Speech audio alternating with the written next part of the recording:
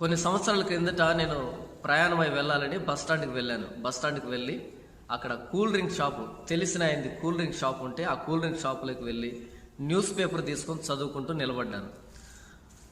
అప్పట్లో రూపాయి ఒక కాయిన్ వేసి ఫోన్ చేసేటువంటి కాయిన్ ఫోన్స్ చలామణిలో ఉండేటివి.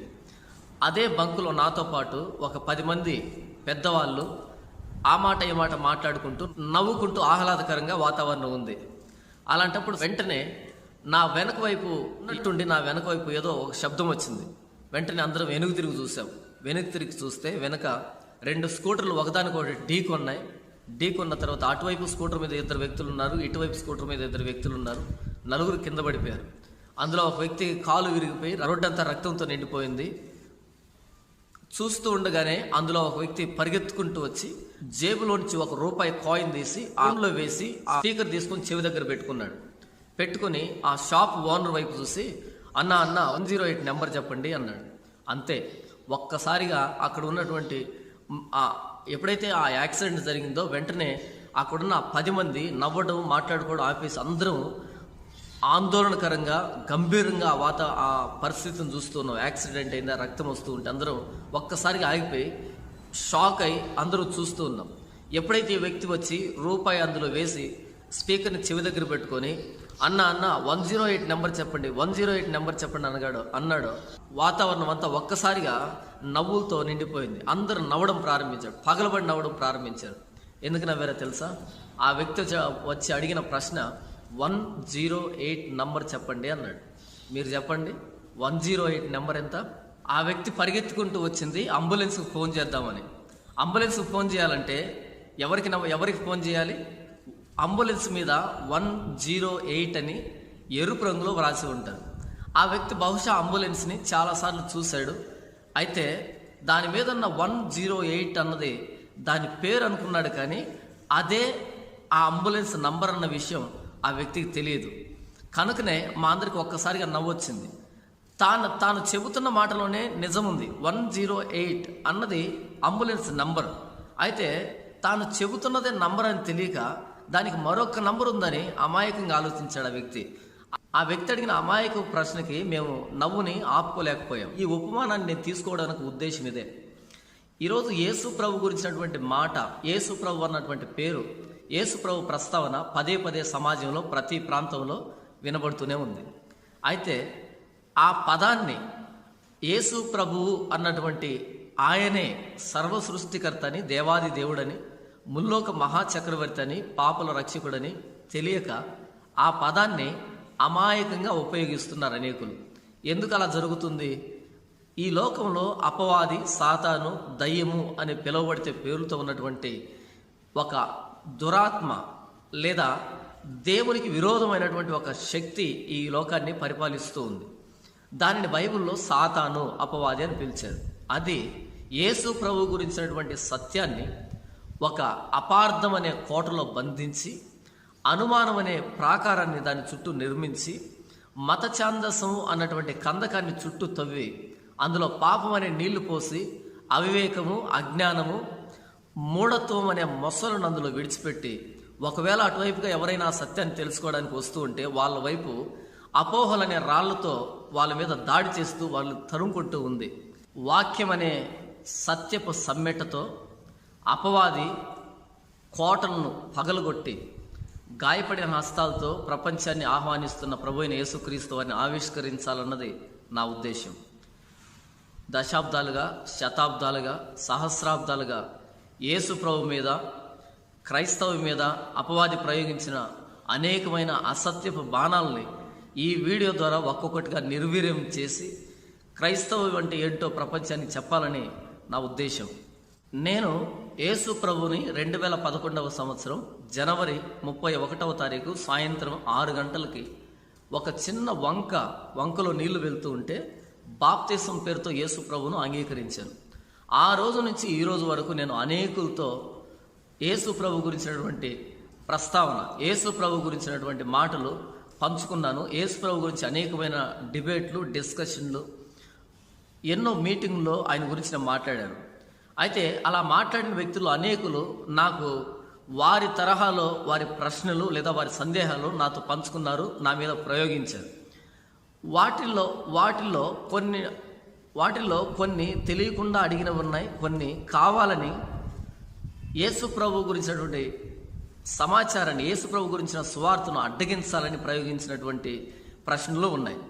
అలాంటి ప్రశ్నలు మీ ముందు ఒక్కొక్కటిగా ఉంచి వాటి వెనుకున్నటువంటి వారి ఉద్దేశం, వాటి వెనుకున్నటువంటి నేపథ్యాన్ని వివరించి వాటిలో ఎంత మాత్రము పస లేదు అన్నది నిరూపించాలన్నది నా ఈ చిన్న ప్రయత్నం. అలాంటి ప్రశ్నలలో మొట్టమొదటి ప్రశ్న, రకరకాల పేర్లు దేవుని పెట్టి పిలుచుకుంటున్నాం కానీ అందరు దేవుళ్ళు ఒక్కటే, అందరి దేవుళ్ళు ఒక్కడే అని అంటున్నారు.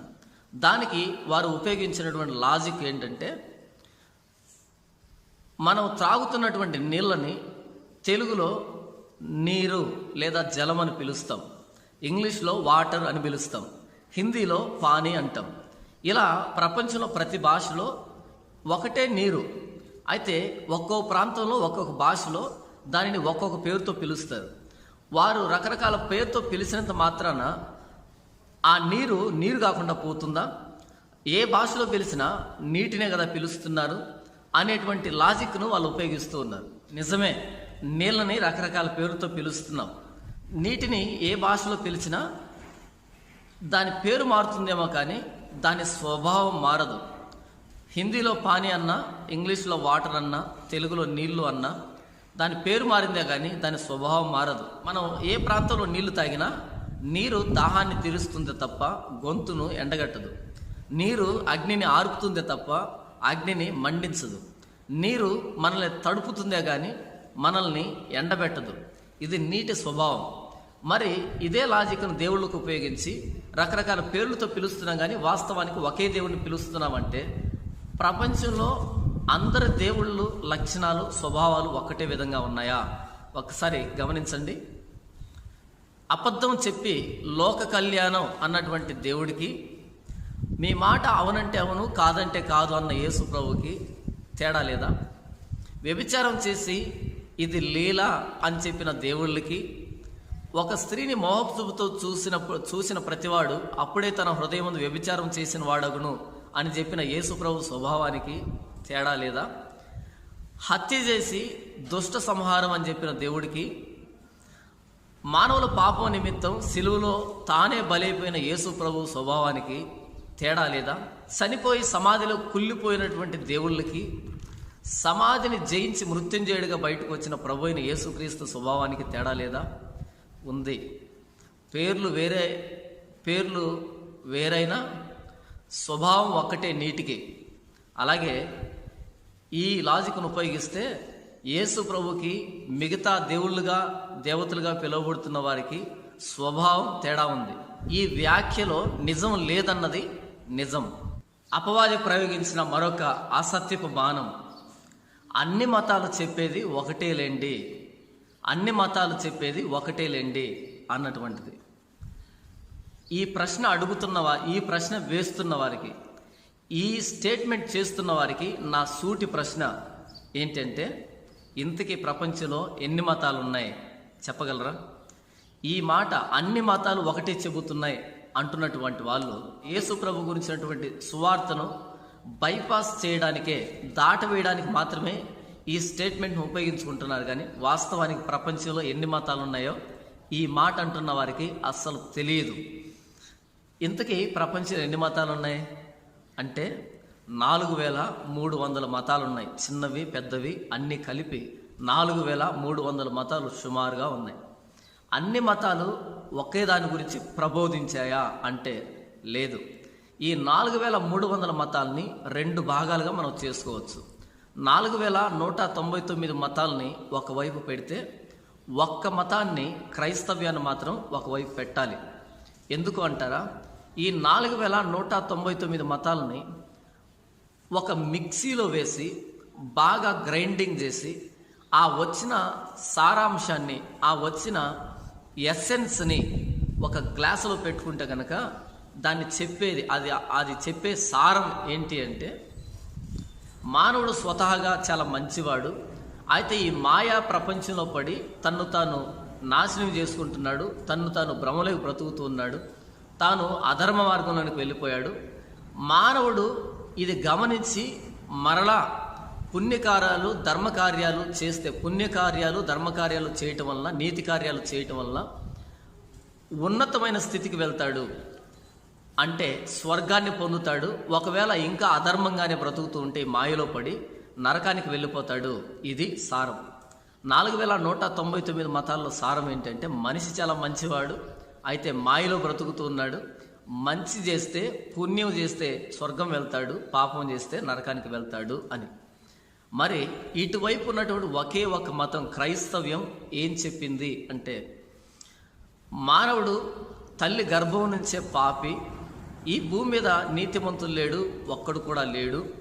మానవుడు మాట పాపమే, చూపు పాపము, ఆలోచన పాపం, హృదయం అంతా చెడిపోయి మోసకరమైన వ్యాధితో, పాపం అనే వ్యాధితో నింపబడి ఉంది అని చెప్పింది. ఇలాంటి మానవుడు తాను పాపం చేయగలుగుతాడు తప్ప పరిశుద్ధతను పాటించలేడు, మంచి చేయలేడు. మనకి పాపం తెలుసు కానీ పాపాన్ని పోగొట్టుకోవడం ఎలాంటిదో మనకు తెలియదు.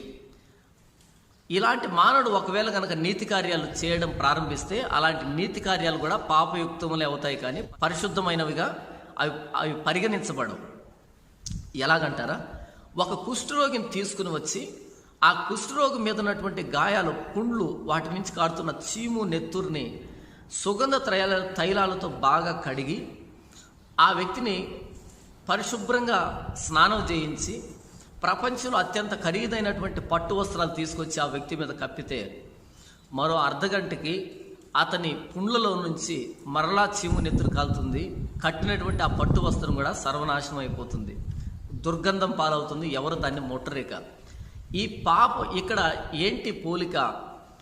మానవుడు సహజసిద్ధంగా పాపి, కుష్ఠరోగి లాంటి పాపి. ఇతడు ఎన్ని ధర్మకార్యాలనే పట్టు వస్త్రాలు కప్పుకోవడానికి ప్రయత్నించినా అతడి పాప స్వభావం నుంచి పాప దుర్వాసన అన్నది బయటికి వస్తూనే ఉంటుంది. మానవుడు పరిశుద్ధుడు కాలేడు. మరైతే ఇలాంటి అపరిశుద్ధమైన, ఇలాంటి పాపమైన మానవుడి కోసం సాక్షాత్తు సృష్టికర్త అయిన దేవుడు ఈ లోకానికి దిగివచ్చి మానవుల పాప ప్రాయచిత్తార్థమై తన ప్రాణాన్ని బలిగా పెట్టాడు. ఎవరైతే యేసు ప్రభువును అంగీకరించి ఆయన రక్తంతో తమ జీవితాన్ని కడిగి వేసుకుంటారో అలాంటి వారు పరిశుద్ధులుగా మార్చబడతారు. ఎవరైతే యేసు ప్రభు శిలువ త్యాగాన్ని అంగీకరిస్తారో వారు మాత్రమే పరలోక రాజ్యానికి వెళ్తారు. ఎవరైతే యేసు ప్రభువే నిజమైన దేవుడని ఆయన దగ్గరకు వచ్చి ఆయన గాయపడిన పాదాలను ముద్దు పెట్టుకుంటారో, ఆయన శిలువను అంగీకరిస్తారో అలాంటి వారే పరలోకం వస్తారు, లేని వారు నరకానికి వెళ్తారు అన్నది బైబిల్ సారాంశం. ఇప్పుడు చెప్పండి, అన్ని మతాలు ఒకే దాని గురించి బోధించాయా? అస్సలు కాదు.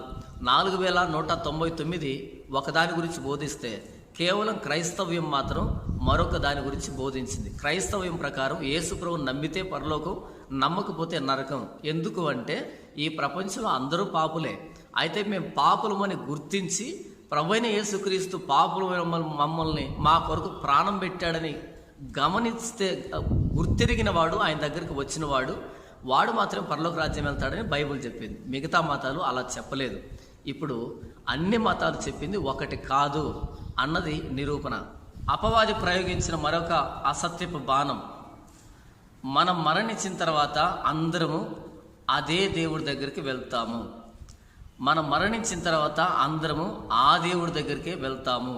దీనికి వారు ప్రయోగిస్తున్నటువంటి లాజిక్ ఏంటంటే, నదులు, ప్రపంచంలో అనేక నదులున్నా సరే చివరికి వెళ్ళి కలిసేది ఒకే సముద్రంలో కదా, ఒక కొండని ఎటువైపు నుంచి ఎక్కినా చివరికి వెళ్ళేది ఒకే అంచు కదా, ఒకే శిఖరానికి కదా అన్నటువంటి లాజిక్లు ఉపయోగిస్తూ ఉన్నారు.